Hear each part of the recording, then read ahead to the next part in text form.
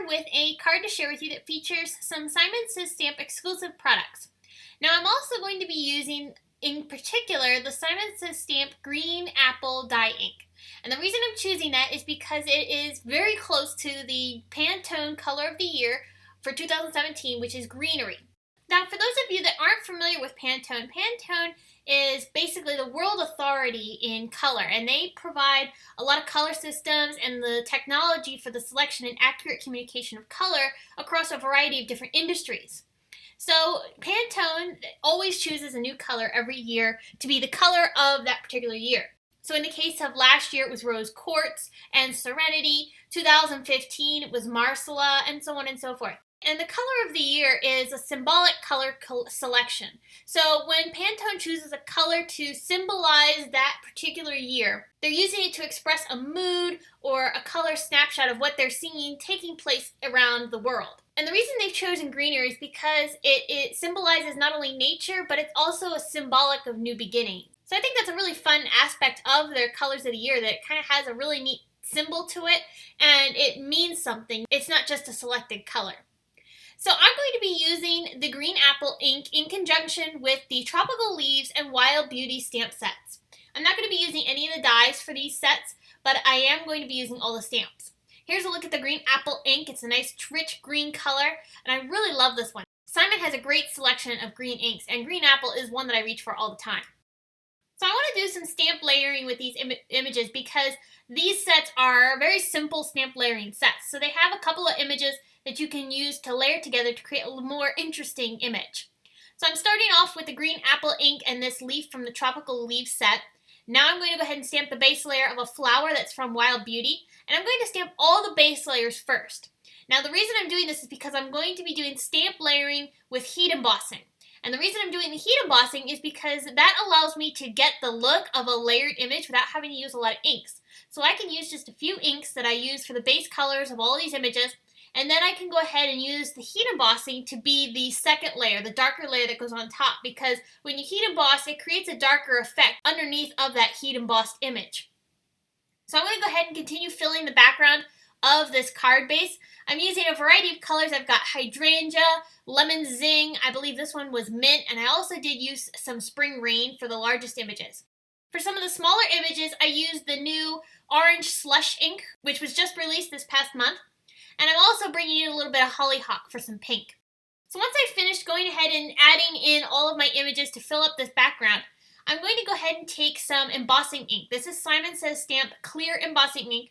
And I'm going to stamp the layering images, so the pieces that would go over top of the base layers, on top of the solid images.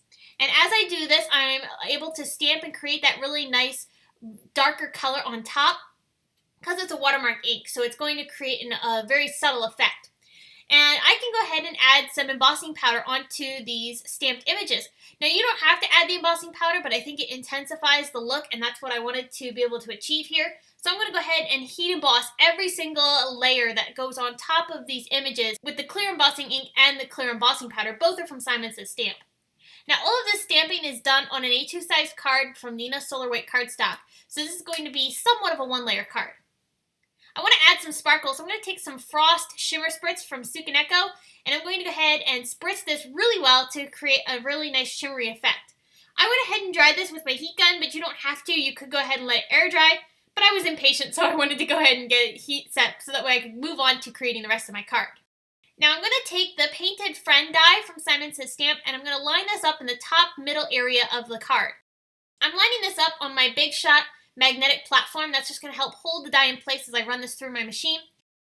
After I've run it through, I'm going to get rid of the positive piece, which we would normally use on a card, and I'm going to be using only the negative pieces with the negative that I've got die cut into my card base. Now you could save that piece if you wanted to, but because the images are so large, they're not really showing up well on that friend die, so I'm just going to go ahead and toss that. But normally if I had, say, die cut that from colored cardstock or something, I would have saved that positive piece so I could have used it on another card at some point. I'm taking some double-sided adhesive and I'm covering the entire back side of this card. And I'm going to use some scraps of Fun Foam and adhere these down along the back That's going to allow me to pop up a piece of cardstock behind the card base. That way I can have a neat recessed back panel that'll allow my sentiment to stand out really nicely. This is a great tip for using up scraps of fun foam. I always save all the scraps because I can always use them on cards like this where I don't need a full sheet. I'm going to also add double-sided adhesive to that fun foam just so I can go ahead and take my cardstock, which is a piece of bright yellow cardstock. This was included in one of Simon Says Stamp's most recent card kits. Right now we don't have this cardstock available for purchase, but I'm hopeful that at some point we will. So keep an eye out for that. But there are lots of cardstocks that you can use in replace of this bright yellow one. I'm going to be using this purple shade of cardstock from Penny Black, and I'll go ahead and stamp a sentiment from the Wild Beauty set to go along with my Painted Friend word die. I'm using some white embossing powder to go ahead and heat emboss my stamped sentiment. And I made sure I used fine detail embossing powder because the sentiment is so detailed and tiny that I want to make sure I get that really covered completely and it's still going to be legible. To finish off my card, I just went ahead and trimmed that little sentiment strip into a label and I popped it up off of my card with some foam tape.